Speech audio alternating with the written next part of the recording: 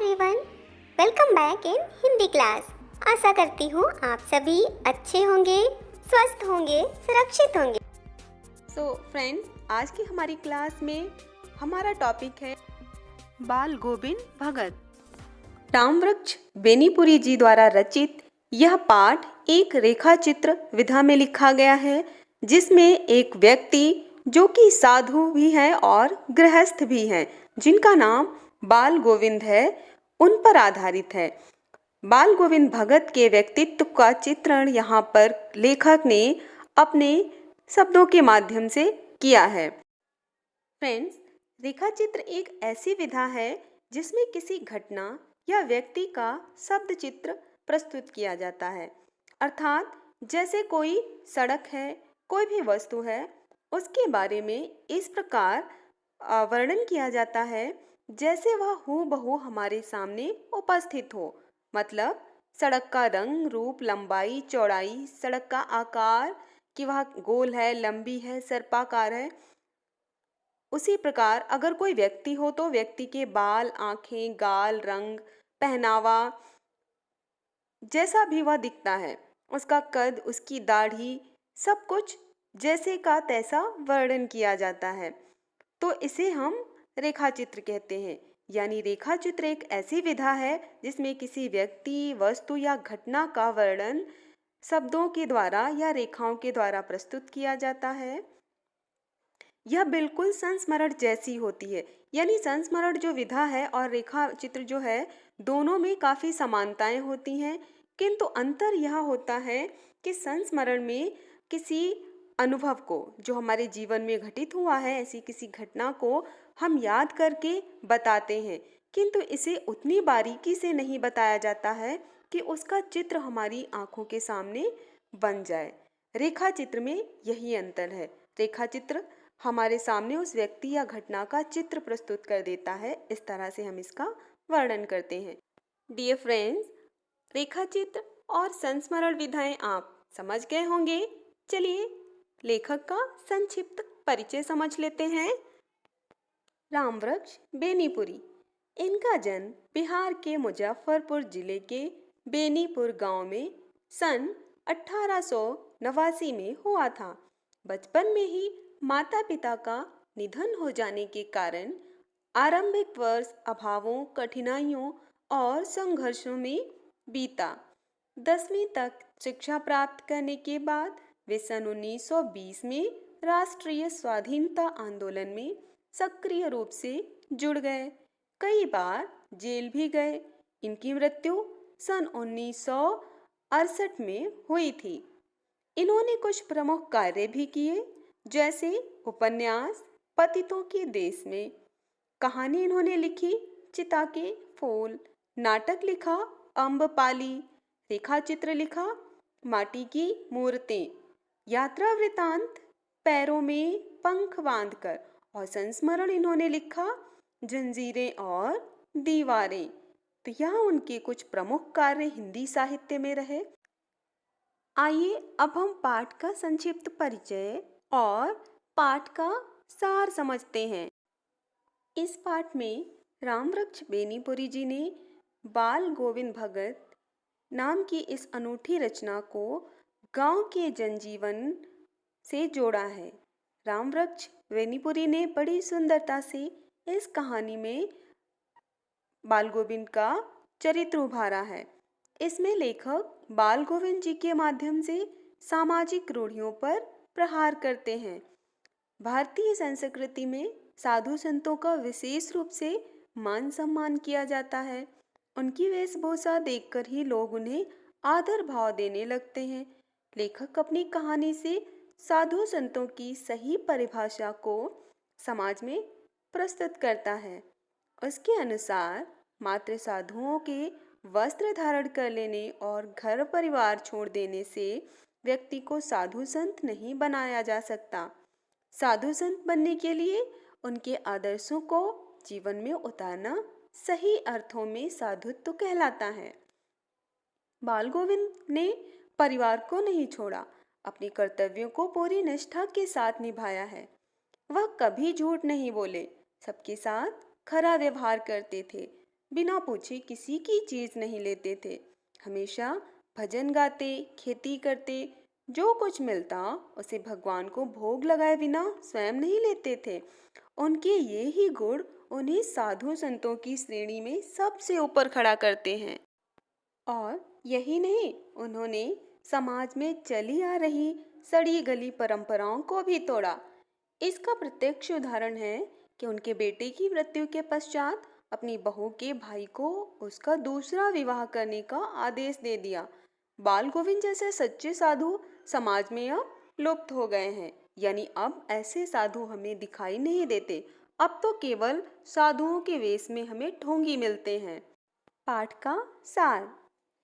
बाल गोविंद भगत नाम के व्यक्ति का इस पाठ में चित्रण किया गया है। उसकी शारीरिक विशेषताओं के साथ उसके पहनावे का भी वर्णन किया गया है। उनके पहनावे और वेश से उन्हें साधु नहीं कहा जा सकता। वे गृहस्थ थे, उनको एक बेटा और बहू था। परिवार और खेती बाड़ी के होते हुए भी बाल गोविंद सन्यासी की तरह थे। वे कबीर को साहब यानी ईश्वर मानते थे। उनके गीतों से निकले हुए भावों और आदेशों का अक्षर सह पालन करते थे। सीधा और सच्चा व्यवहार रखते थे। किसी से लड़ाई झगड़ा नहीं करते थे। किसी दूसरे की चीज को बिना पूछे उपयोग नहीं करते थे। ना ही दूसरे के खेत में शौच आदि करते थे। खेत में पैदा हुए अनाज को सिर पर लादकर कबीर के दरबार में ले जाते।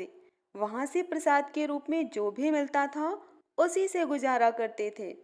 लेखक उनके द्वारा गाए गए कबीर के पद को सुनकर आनंदित हो उठता था।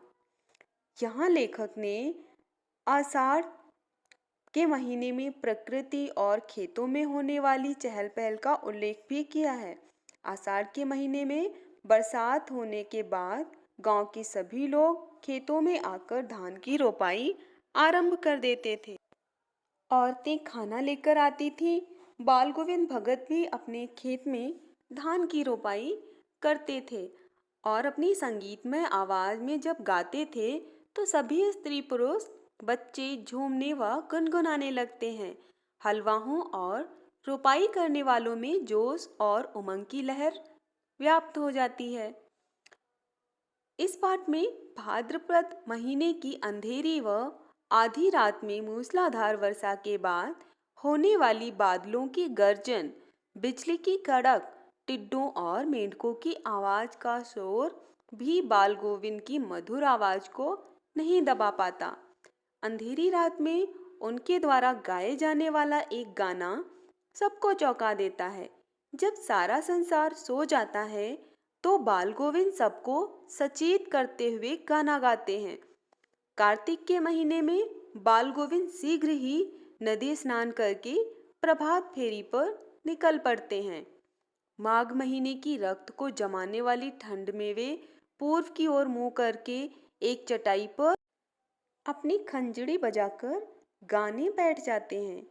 गाते गाते वे इतने रोमांचित हो जाते कि कपकपा देने वाले उस जाड़े में भी उनके माथे पर पसीना आ जाता था। गर्मियों में घर के आंगन में ही उनके कुछ प्रेमी यानी उनके संगीत को सुनने वाले बैठते। बाल गोविंद आगे आगे गाते, पीछे उनके प्रेमी मंडली दोहराती। धीरे धीरे उनका स्वर ऊंचा हो जाता और मन शरीर पर हावी हो जाता। देखते देखते बाल गोविंद नाचने लगते।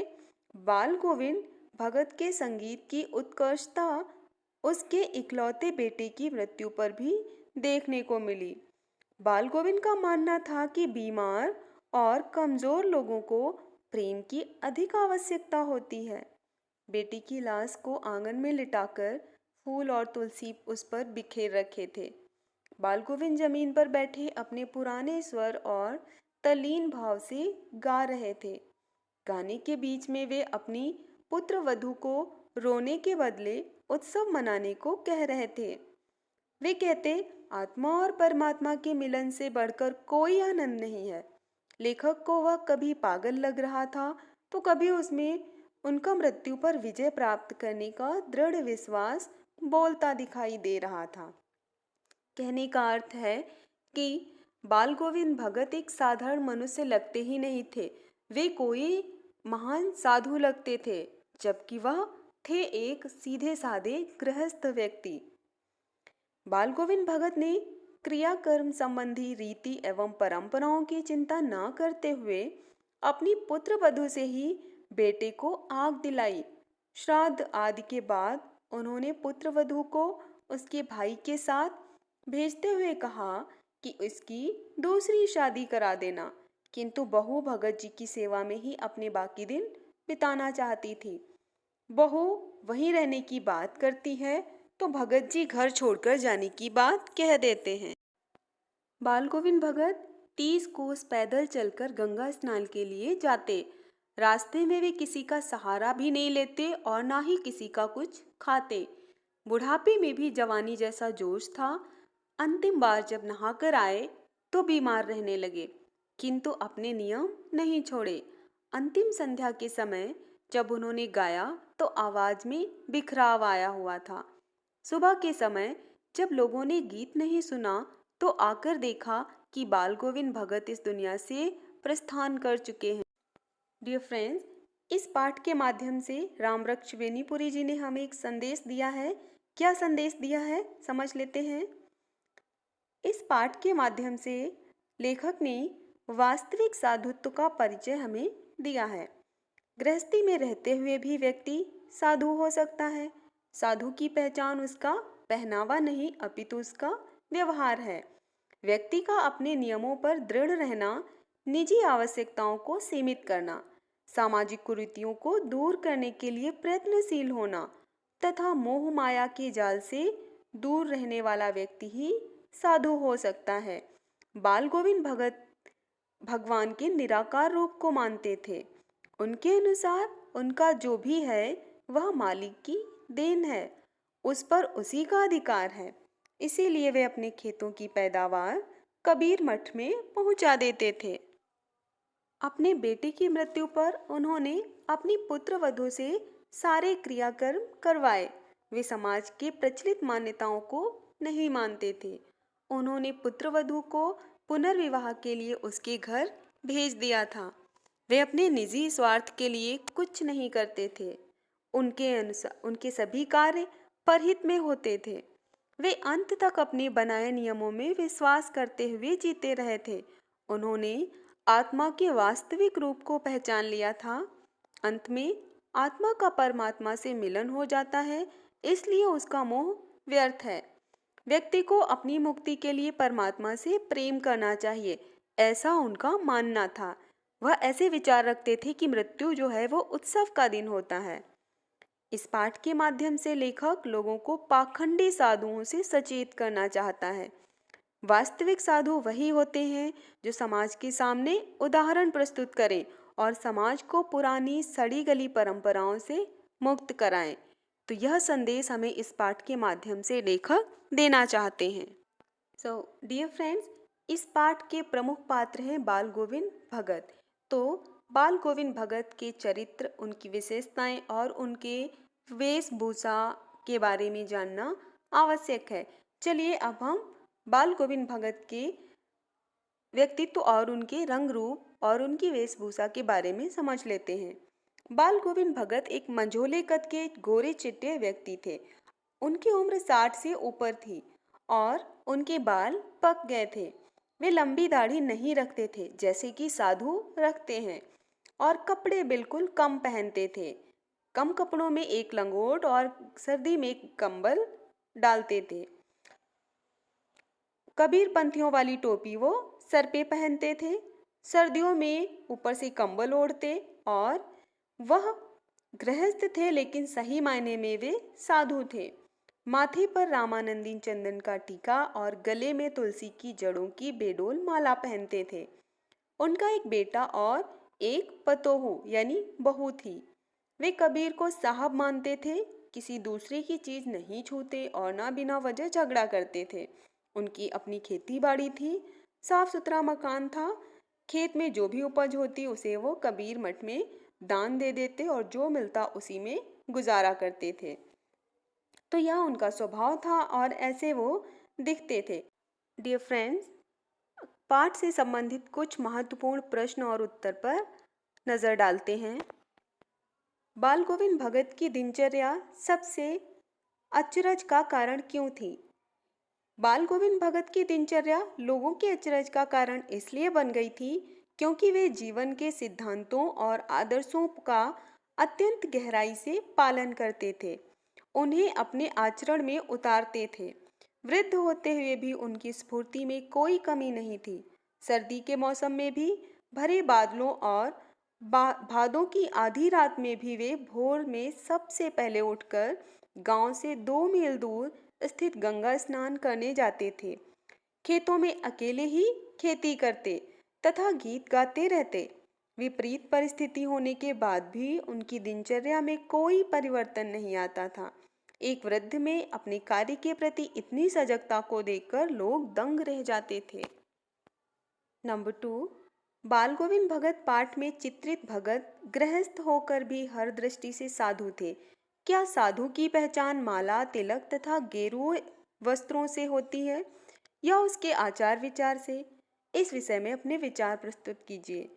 तो किसी भी साधु की पहचान माला, तिलक तथा गेरुए वस्त्रों से नहीं, अपितु उसके आचार विचार से होती है। साधु भौतिक वस्तुओं का संचय नहीं करता, अभाव व कष्ट में भी जीवन जीते हुए सुख का अनुभव करता है। परोपकार की भावना उसका जीवन लक्ष्य होता है। भगत गृहस्थ होते हुए भी साधुता की कसौटी पर खरे उतरते थे। वह कृत्रिमता व आडंबरों से कोसों दूर थे।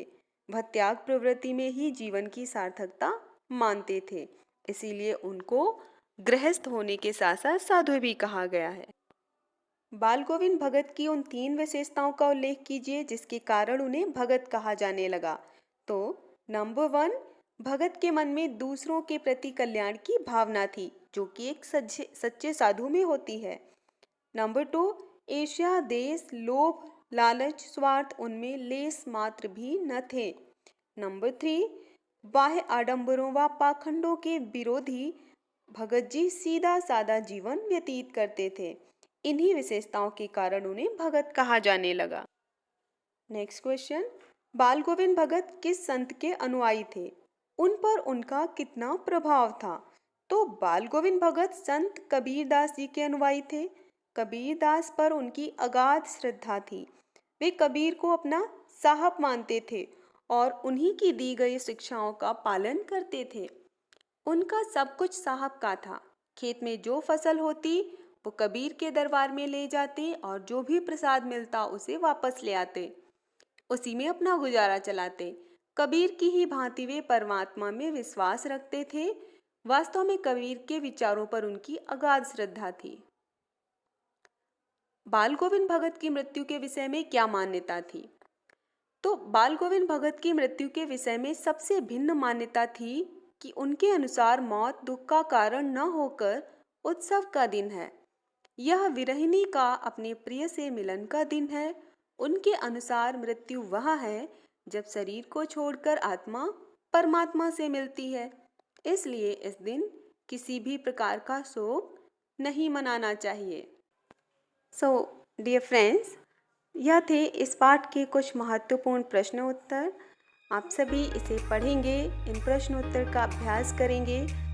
आशा करती हूँ यह पाठ आप सभी को समझ आया होगा। So this is time for leave. Thank you for being with us. Be healthy, be happy, keep safe yourself.